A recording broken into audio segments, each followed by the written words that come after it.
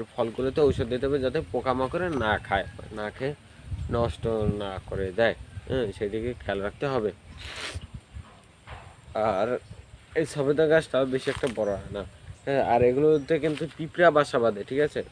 মানে পাতাগুলো জড়ো করে একসাথে পিঁপড়া বাসা বাঁধে, অতটাও বাঁধে না যেরকম পিঁপড়া বাসা বাঁধার জন্য আপনার বড় পাতা লাগে, ঠিক আছে? যেমন আপনার বট গাছের পাতা, মেহগনি গাছের পাতা, আম গাছের পাতা, ওগুলো ওদের ভাঁজ করতে সুবিধা হয়, কষ্ট কম হয়। আর এইসব ছোটো ছোটো পাতা ওদের ভাঁজ করতে কষ্ট হয় অনেক। হ্যাঁ, এর কারণে কিন্তু ওরা এতে বাসা খুব কম বাঁধে, আর যেটাও বাঁধে হ্যাঁ একদম মানে মাথায় ছোট ছোট বাঁধে। তো ওগুলো থেকেও খেয়াল রাখতে হবে, দূরে মানে ওগুলো থেকেও রক্ষা করতে হবে গাছকে। তো এই গাছ থেকে কিন্তু আপনার যে ভালো ইনকাম করা যায়, ঠিক আছে? এই গাছগুলো দিয়ে আমরা চাষাবাদ মানে ব্যবসা করতে পারি লাগিয়ে, ঠিক আছে? তো রাজশাহী গেলে দেখা যায় যে আপনার আম, কাঁঠাল, লিচু এইসব গাছের আপনার তারা চাষাবাদ করে, ঠিক আছে? লাগিয়ে তারপর বিক্রি করে। তো সেরকমই কিন্তু আমাদের এখানে হয়, কারণ এইগুলো একটা গাছের এক এক ধরনের মাটি লাগে, ঠিক আছে? বিভিন্ন ধরনের মাটিতে আপনার গাছ হয়।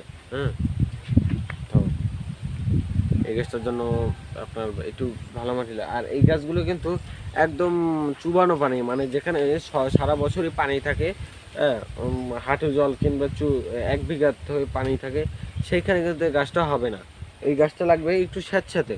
হ্যাঁ, আর যেখানে সারা বছর শুকনো একদম মাটি ফেটে ফেটে যায়, সেখানে কিন্তু গাছটা ভালো ফলন দেবে না। আর যদি এই গাছটা যদি হালকা স্যাঁতস্যাঁতে যেখানে মাটি আছে, হ্যাঁ, ভেজাও না শুকনাও না, ওইখানে কিন্তু গাছটা ভালো ফলন দেবে, কারণ গাছটার যতটুকু পানি প্রয়োজন ও অতটুকুই পানি নিয়ে নেবে ওই মাটি থেকে। তো এই গাছগুলো আপনার বেশি একটাও বড় হয় না। হ্যাঁ, 20-30 ফুট হয়তো উচ্চ হয়, তার চেয়ে বেশি হয় না। কিন্তু এগুলো আপনার ঝোপ হয় বেশি। হ্যাঁ, চারপাশে ঝোপের মতন হয় বেশি। তো এই গাছগুলোতে ভালো ঝোপ হয়, আর ফলও ধরে বেশি। আর এগুলো এই গাছগুলোর কিন্তু কাটিং সিস্টেম নেই। এগুলো এমনিতেই অনেক পরিমাণে আর টেংরি ছেড়ে রাখে, ঠিক আছে? এই যেমন আম গাছে কাটিং করলে কিন্তু ওটা থেকে আরও টেংরি বের হয়, আর ওতে ফলন দেয় বেশি।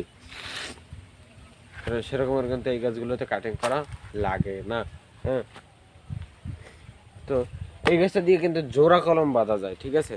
যেমন একটা লিচু গাছের চারা করলেন, আর এই গাছের একটা আগা নিয়ে কেটে ওখানে, ওটাও অন্য রকমের পদ্ধতি আছে, সেটা আপনি যদি ইউটিউব বা গুগলে যদি সার্চ করেন তখন পাবেন, ঠিক আছে?